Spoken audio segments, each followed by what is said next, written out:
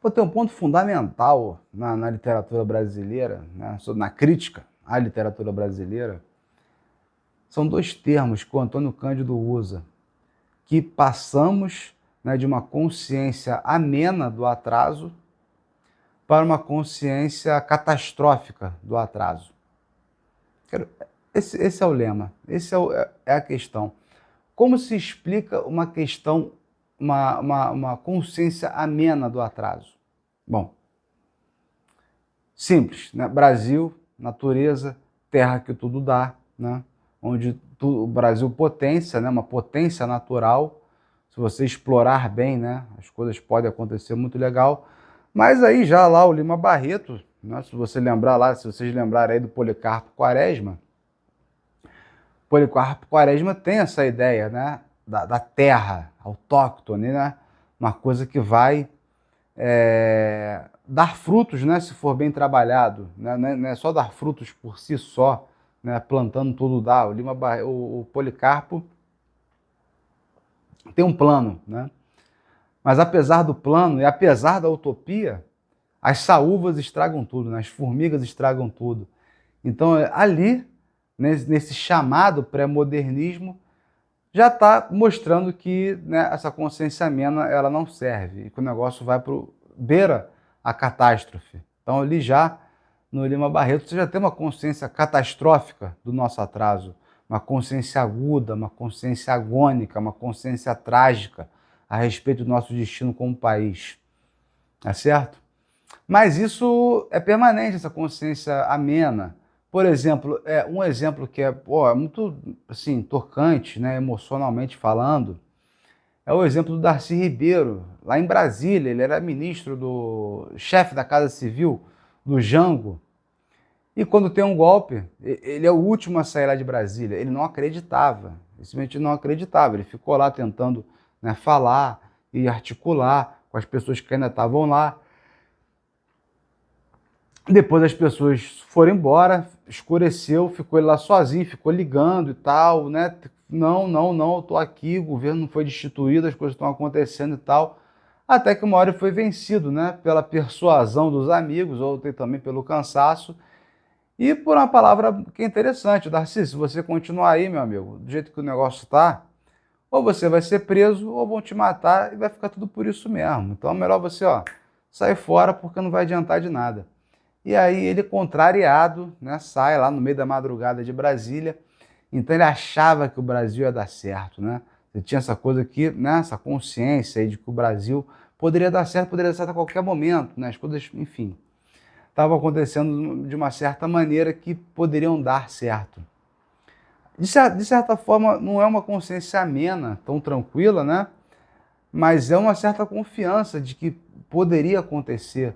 Mas com a consciência catastrófica do atraso, a gente já não tem mais essa confiança, isso se perde completamente. E, de fato, é o marco aí do golpe de 64 que acaba com isso, né? De alguma maneira, né? O próprio Silviano Santiago depois, né, na genealogia da ferocidade, falando sobre a literatura do Guimarães Rosa, vai mostrar, enfim, como é que ainda isso permanece de alguma forma no país e tal, em certa cultura e tudo mais. Mas, enfim, fica muito mais difícil, né? E a própria colocação do intelectual, esses intelectuais que tinham uma consciência mais amena, e não, as coisas vão dar certo e tal, blá, tá tudo bem e tudo mais, eles tinham empregos públicos e tal, eles tinham, né, um guarda-chuva ali do Estado e tal. E quando vem o golpe, esses caminhos são fechados. Então os artistas eles têm que se reinventar, eles têm que, né, arrumar formas ali de poder, de intervenção, mas de intervenção, vamos dizer assim, com mais humildade, né? E também com mais inventividade, né? Vamos dizer assim, que é operar na microescala, micropoder e tal, nesse sentido.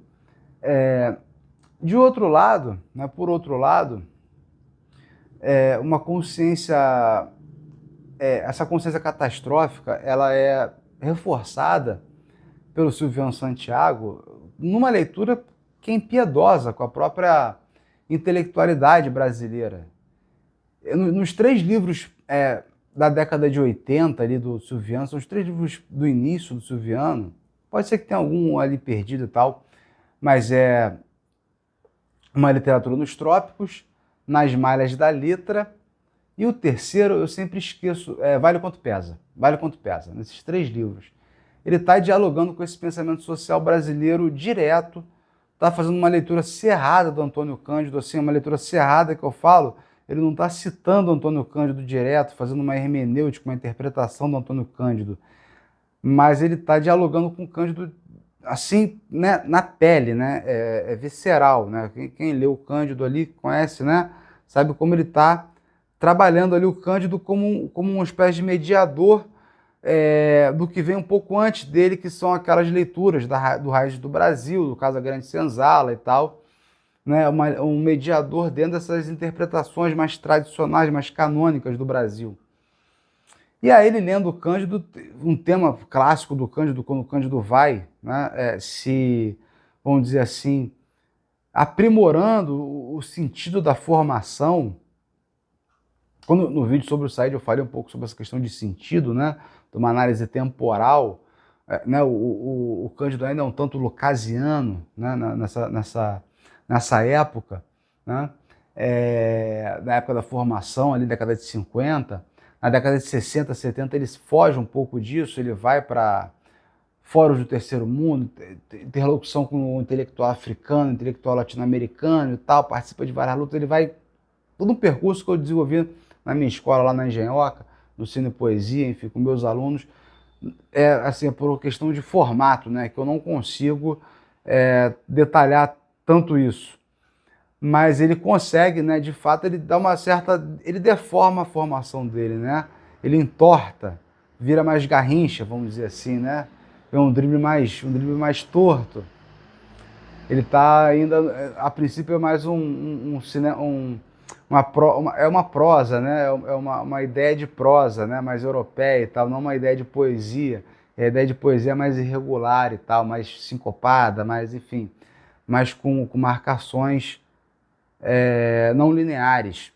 E aí ele vai entrando nisso, né? Enfim, inclusive, né, eu acho que uma coisa que é importante, que foi numa das últimas aulas, que eu falei que, poxa, por exemplo, você analisa o Cândido em bloco, né?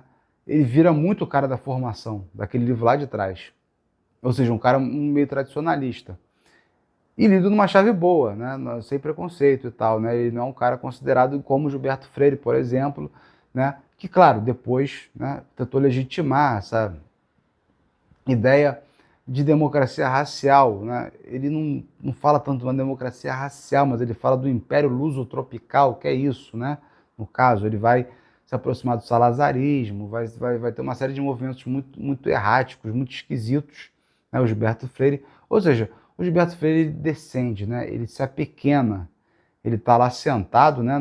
Enfim, nas posses dele, em toda aquela imensa vaidade, né, que diz que ele tinha, né, que todo mundo ficava ali ao redor dele, ele era o grande sábio e tal. Ele senta em cima disso e se apequena. Enquanto o Cândido parte, né, de um princípio um pouco mais simples, né, porque na formação da literatura pode ter esse esquemão temporal e tal, evolucionista, mas por outro lado você tem uma ousadia ali do Cândido de ver como é que os românticos, né, os poetas românticos, a literatura romântica, estava pensando no Brasil. Era o lugar onde o pensamento sobre o Brasil, pelo menos um pensamento articulado em literatura, articulado em livro, né, se dava. Então, quando se tinha muito pouco ainda a respeito de um pensamento sobre o Brasil, os caras estavam ali ousando pensar o Brasil. Então, ele tenta resgatar essa ousadia. Isso é interessante.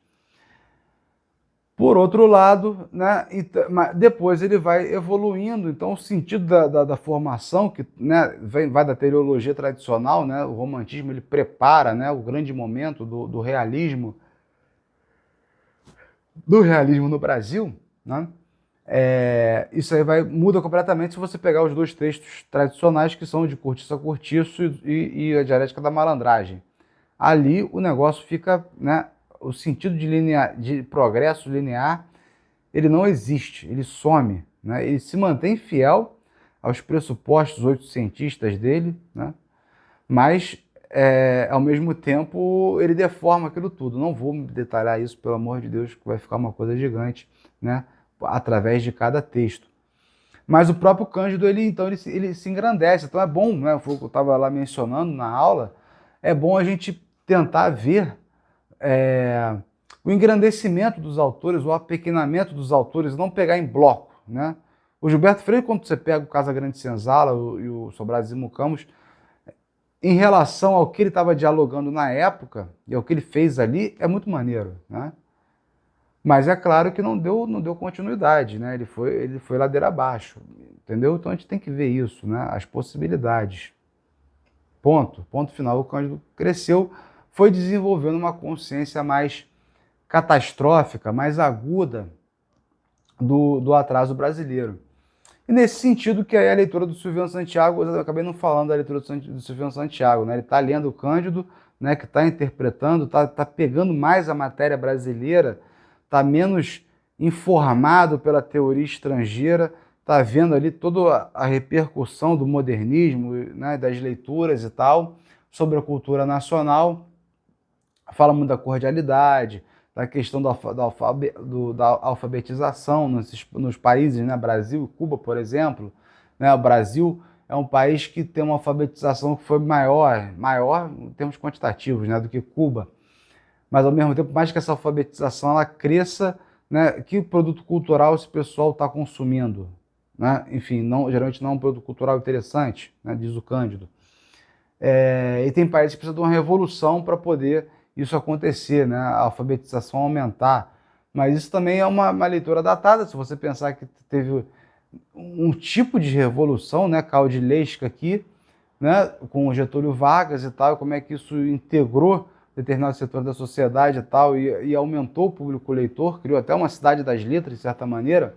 Né, se a gente pegar pelo livro do Ney Lopes, o Rio Negro 50, como é que esse momento trabalhista cria uma intelectualidade negra, uma intelectualidade popular forte.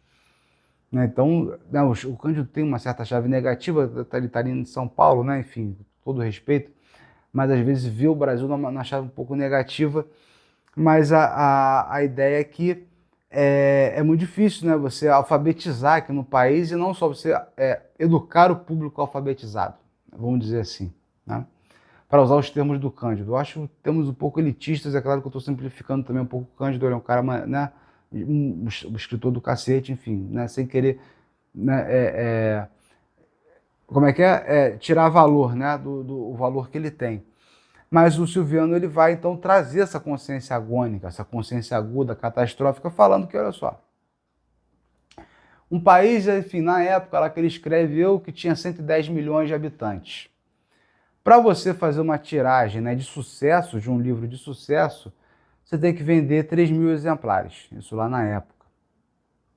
Ou seja, é desproporcional, né? Pelo número de habitantes, 3.000 é quase nada. E para esses 3.000 lerem, né, e isso ter uma repercussão social maior, é quase que possível, né?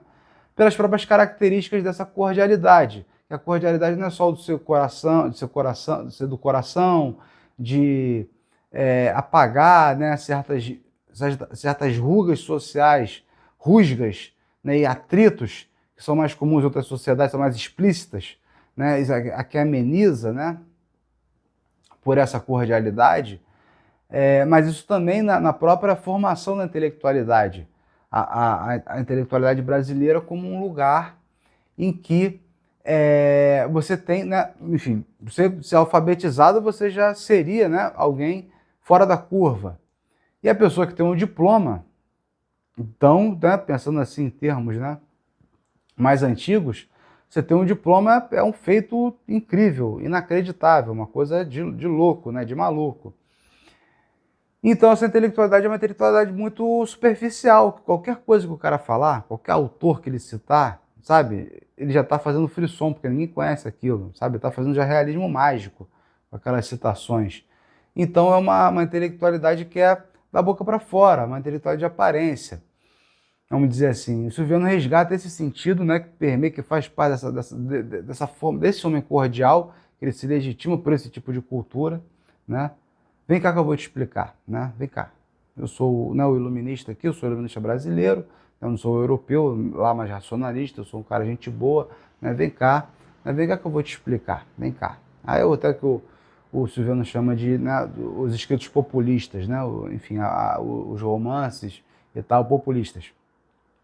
Mas a ideia é a seguinte, então é muito difícil disso ganhar tração, né? De ganhar tração.